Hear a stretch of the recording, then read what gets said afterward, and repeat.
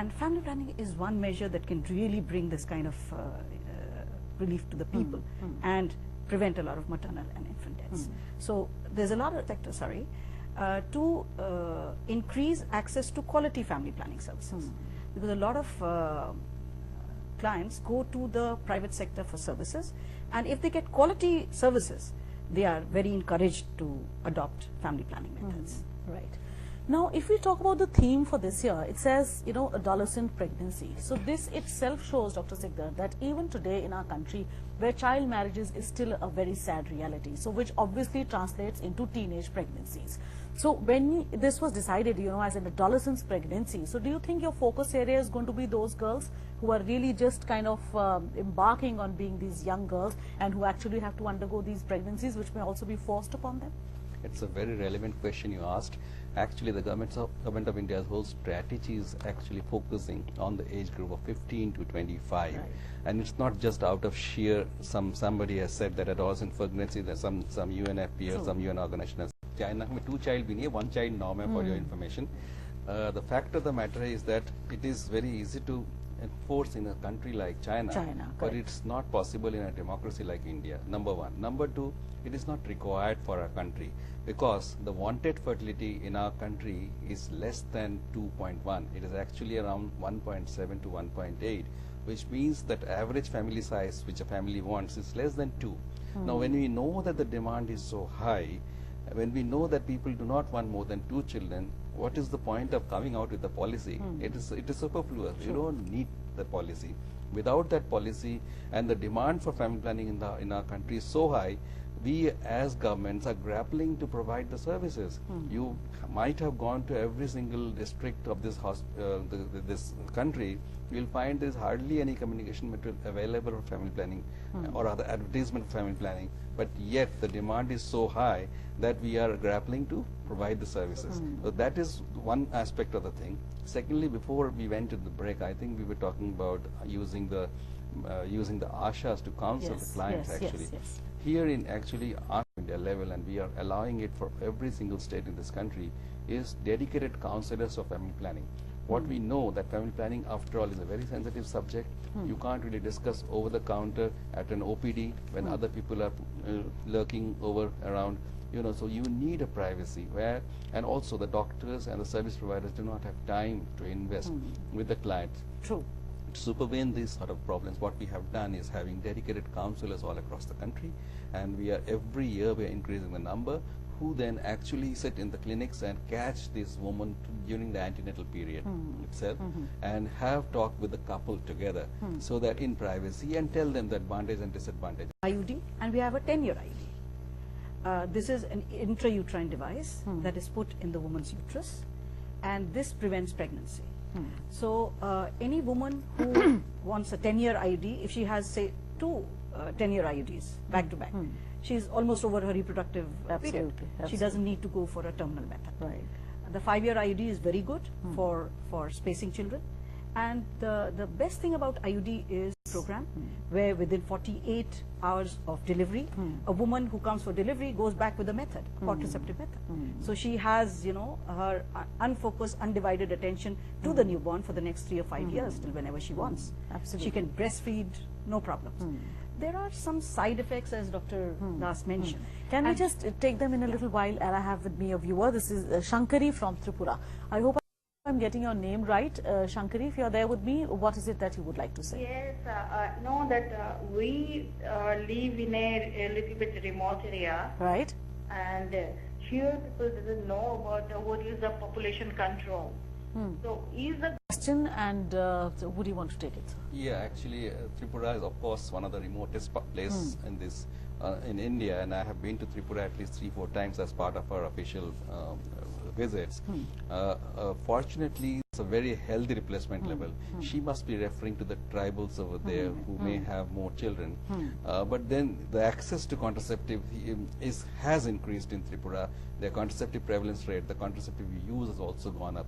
Again, it's a very slow process because you cannot do it overnight, and we don't want to force it on anybody. Right. So we give them the information and ask them to, not ask them, in fact, tell them that these are the methods available to you, so you decide. Things are changing in Tripura is already on the better side as far as we are concerned. All right. So, well, so you see, you're fortunate that you got a call from an area where Yes. this is really successful. Okay, so very quickly, if you can talk about the side effects, and then I go to Professor Das. Okay. So I think we were talking about IUD. IUDs, and yes. Dr. Das mentioned about side effects, and Dr. Sikdar mentioned about counseling. So counseling has to be really good because the Government is trying to, is willing to educate the people of the country. Absolutely. I think there should be no doubt on that one, that the government is, that's why we are having this program in the first place. Okay, so coming to you, Dr. Das, now your institute, National Family Health and Family Welfare, what are the impediments that sometimes you find, in taking these programs forward, and how do you tackle them? Well, as a matter of fact, I'd like to make it clear that we are not directly, an advocacy. Okay. Okay, so that is our main purpose, and for the family planning purposes, other than the training for the different level of health workers, but mainly we do it for the doctors only. And yes, of course, with the collaboration with the ministry, and Dr. Sikdar is here, so along with him, so many other, as and when required, those training programs are done. But what we are involved is that the evaluation of these programs, like how that very recently we did one study, that is other than those places where there's television or print media are not in that way available. Right. So how we can reach to this population, how we can propagate these messages, how they can be counseled. So this kind of evaluations we do, and based on those evaluation report, we suggest ministry for the possible, the remedies or possible ways how they can take care of this.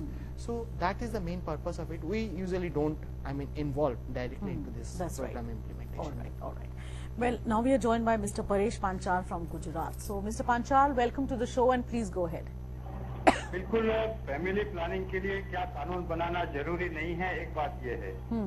दूसरा कहूँगा कि population के कारण किस प्रकार की समस्याएं आने वाले समय में खड़ी होंगी, ये सोचने। So much, Mr. Panchal. I've got the crux of what you're trying to ask, but you'll have to wait till we come back from the break, because right now we are going to slip into one, but do come back quickly, as there's still a lot more on the other side. And remember, today we are talking about family planning and population stabilization.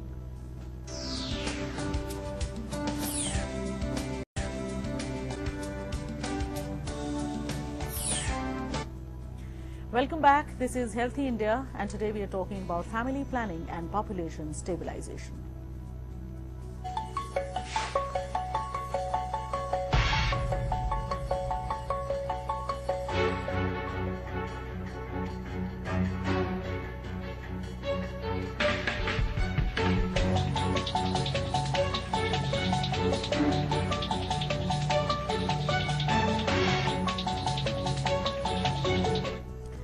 Well, before we went into the break, we had with us Mr. Paresh Panchal from Gujarat, who expressed his worry about the infrastructure that is available, and also as to what will happen till 2040, because it's only after that that the population would be stabilized in our country. So the question is for you. Mr. Panchal, you also talked that whether we want to have a policy on population and all this. Frankly speaking, India is one of the few countries which has a population policy. It's called the National Population Policy 2000. It came in 2000, and its intent was very good, and whatever steps have been lined up over there were really apt for the country at that time, and frankly enough, it's still apt at this moment. So there has been a little last 100 years, a decadal growth decline of 4 point over the last 100 years, except for a decade where there was famine, is phenomenal. Our annual growth rate has come down. Right. So and in fact, this is the first decade over the last 100 years where we have actually added lesser population than what we added in the previous decade. So all these indicators are showing the right trend, and we will be achieving the replacement level of fertility, which is 2.1, in another 2 to 3 years. But then, as you rightly said, even if you achieve the replacement level of fertility, you require another 35 to 45 years, and nobody can change that, because your parents would not die, your children, there is a youth bulge who keep on producing babies. So that being the case, we will still be growing, but then, or rather 2050, we will peak, and in fact we will peak it around 2060, and then we'll start coming down. Just as China will reach somewhere around 140, 145, and from there on it will start reducing. For us, it will be something around 160, 170, and then we will start reducing. And it is very true that the resources are limited. All of us know infrastructure, whatever roads, all, you know, if you have too much of people, your waters are limited, your environment is degraded. We are looking into those issues, but then I think we are on the right track. We cannot, since we are a democracy, we can't have a knee-jerk response to these things. We have to have a systematic response. Absolutely approach. And now we are joined by Mr. Raghuveer from Jhansi. So Mr. Raghuveer, if you are there with me, please, what is it that you would want to ask? Sir ये कहना है ma'am कि जो स्वास्थ्य योजनाएं बनती हैं क्या उसमें जनसंख्या के आंकड़ों को आधार बनाया जाता है क्या? और अगर आंकड़ों का आधार बनाया जाता है जनसंख्या का तो अस्पतालों के बाहर सरकारी अस्पतालों के बाहर जो भीड़ लग रही है क्या बता दीजिए? Dr. Jyoti, would you want to answer that? I think जो भी पॉलिसी बनती है जनसंख्या को बिल्कुल आधार में रखा जाता है और हर स्टेट को अलग तरीके से देखा जाता है. सिर्फ स्टेट नहीं, हर डिस्ट्रिक्ट को अलग तरीके से देखा जाता है कि उस डिस्ट्रिक्ट के क्या आंकड़े बताते हैं, उस डिस्ट्रिक्ट या उस स्टेट की क्या नीड है. जैसा कि डॉक्टर सिकदर बता रहे थे कि कई स्टेट्स ने रिप्लेसमेंट लेवल फर्टिलिटी रीच कर लिया है. तो जैसे हम दो और हमारे दो उन्होंने रीच कर लिया. बट कुछ स्टेट्स हैं वो अभी भी they are lagging behind. States Uttar Pradesh है, बिहार है, राजस्थान है, झारखंड, छत्तीसगढ़, ये states they still lagging behind. तो हर स्टेट को देख के और उसके हिसाब से बिल्कुल like what Dr. Jyoti said, it's absolutely right. If you go by the statistics, 21 states out of 35 states and UTs of this country, they have already reached the level of 2.1, that is replacement level, and below that, and another 5, they are almost going to achieve it. But put together all this, it is only 45 working with these states, and definitely we will be able to achieve. The thing is this, yes, we are in the right track, as Professor Dr. Sikdar said, and we will be able to do it. Maybe it will be delayed by some 5-6 years, but we will be able to do it. But if we are going in this right direction, there is no point that why we will not be able to achieve that. Can I just make one remark? Yes. We were like a fast-moving train in terms of fertility. The brakes have been applied. It will take some time for the train to come to a stop. Actually, to come to a stop. I think that's really very well explained. And now we have with us Mr. Dheeraj from Jammu and Kashmir. So, Mr. Dheeraj, welcome to the show and kindly go ahead. Hello ma'am, मैं धीरज बोल रहा हूँ जम्मू से. जी ma'am, मेरा ये question है कि जो अभी हमारी जो देश की जनता है वो आधे से ज्यादा गांव में बसती है. लेकिन गांव में बसने के साथ अब गांव की जो प्रॉब्लम्स हैं जैसे पॉवर्टी है, एजुकेशन का कम होना है, ये भी बहुत बड़ा एक फैक्टर है. तो मैं मानना चाहता हूँ कि भाई जो ये वाले जो फैक्टर्स हैं इन्हें थोड़ा अगर ठीक किया जाए तो हम population को control कर सकते हैं. Absolutely. Dheeraj, thank you so much for that observation and for those comments of yours. I would want you to comment on this. Yeah, because he's very right. You know, the data shows that if a girl is educated up to class 10, then her fertility the fertility that she wants is only 1.8. Can you imagine? Just by giving a secondary education, the woman, the education, because the woman gives the education to the whole family. Stabilization, but we're in the right direction. For the service providers, I would say good quality services, family planning services, making them accessible to the beneficiaries is very important because there's a huge unmet need.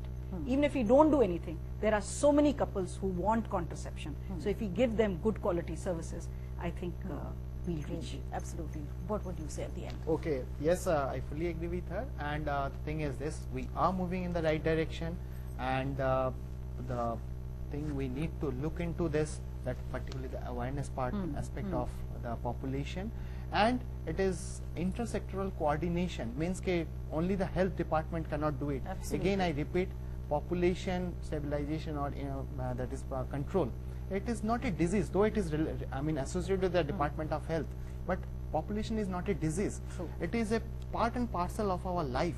Only thing is this, we need to revisit into this aspect at the backdrop of our age-old culture and societal aspects, and as per the requirement and need of this current scenario and situation, we need to have a relook into it. Absolutely. So what are you going to add in maybe 30 seconds? Okay, nothing much. The government is doing its best. It is trying to do whatever is best for this country with all the information that it gathers from the field, and we have this high priority district approach, high focus district. Methods of birth control: barrier, mechanical, hormonal and natural methods. Emergency and permanent methods are also available. Some methods prevent sperm from reaching and entering a woman's egg. Some prevent fertilized egg from implanting in the woman's uterus. No birth control method except abstinence is considered to be 100% effective. No method offers perfect protection